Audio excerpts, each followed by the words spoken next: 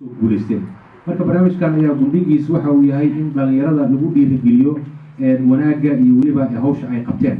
waxaana barnaamijkeena uu noqon doonaa khudbado ay soo jeedin doonaan qaar ka mid a mas-uuliyiinta kooxda iyo weliba dhalinyarada iyo odayaasha lagu martiqaaday. waxaa sidoo kale jiri doona casho oo dhaxtaal inoo noqon doonto oo lagu sheekaysan doono. ugu dambeyntiina waxaa noo soo xiri doono oo halkan isna sidoo kale joogo sheekh sacad oo ka mid ah culimada magaalada Sule.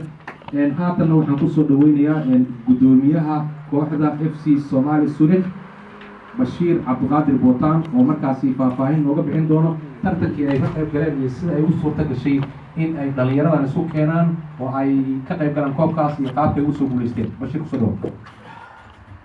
bismillahi raxmaani raxiim. dhammaan salaamatii asalaamu calaykum waraxmatullaahi wabarakaatu. runtii marti sharafta qaaliga ah culamudiinka iyo jaaliyadda uu hogaaminayo gudoomiye ku-xigeenka musardicisu odayaasha magaalada Sanaaji ama Kaarshe nala aragtaan guulaha ay soo hooyeen FC Som Zurich dhalinyarada sida yartaa maaragtay maanta isboortigooda uu dhisan yahay kana guuleysteen koobkan ay kasoo qaadeen maataqaana koox ka koobnaa ilaa 17 kooxood. marka muhiimadda aniga kuma sii dheeraanayo kooxdana maaragtay kulle kabtan kooxda joogo oo ka hadli doono maaragtay guulaha iyo qaababka kooxda iyo maaragtay aragtooyda. muhiimadda marka aan hadalkay kusoo koobaya dhammaantii waa salaaman tihiin. waxaana xafladan aad qaaliga noogu nala soo qayb gasheen aniga kusoo dhaweynay aniga gudoomiyaha FC Som Zurich. aad ayuu mahadsan yahay gudoomiye Bashir Abdulqaadir Bootaan. sidoo kale qaar ka mid a dhalinyarada kooxda FC Som Zurich ayaa ayagana erey kooban halka kasoo jeedin doona. dhammaan marka sharafta ciyaartooyda dhammaan salaamta iyo salaamo waxaa aniga kabtaan iga waxaa kabtanka makarfaanka marka dadaal xoogaa insha Allah naaxo ka taataafo kooxda aasaaskii iyo nidaamkii ku dhisantay. aniga ku bilaabayo kooxda sanadkii aasaasantay ama sanadkan ugu dhalatay inaan koox Soomaaliyeed dhalinyaro Sure ka tirsan isku yimaado isla ciyaarina noqono.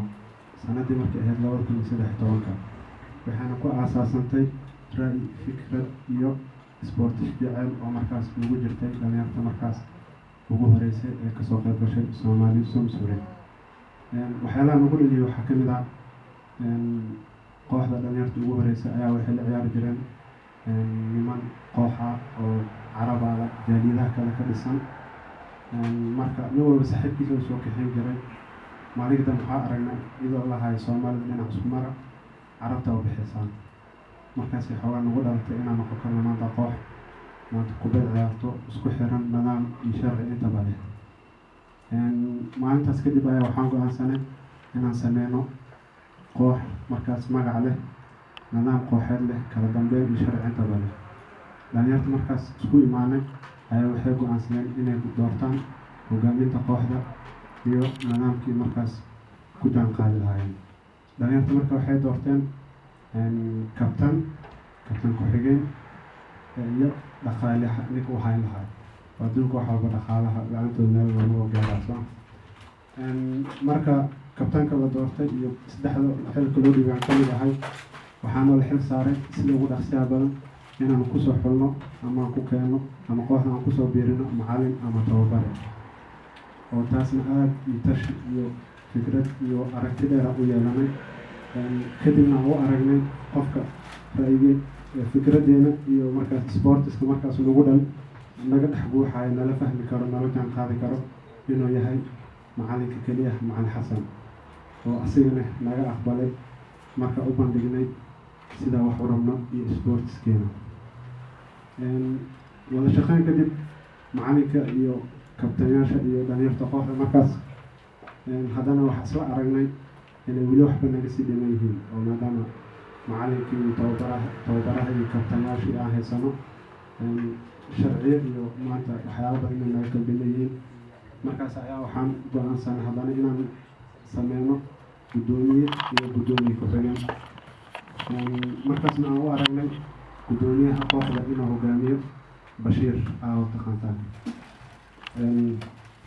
intaas waxaa waaye aasaaska kooxda iyo nidaamkii iyo sidii ay ku dhisantay. insha allah inta kale dhammaystirana waxaan nagu soo gudbi doonaa xalfadeena oo noo sii socon doonto. aada waa mahadsantiin.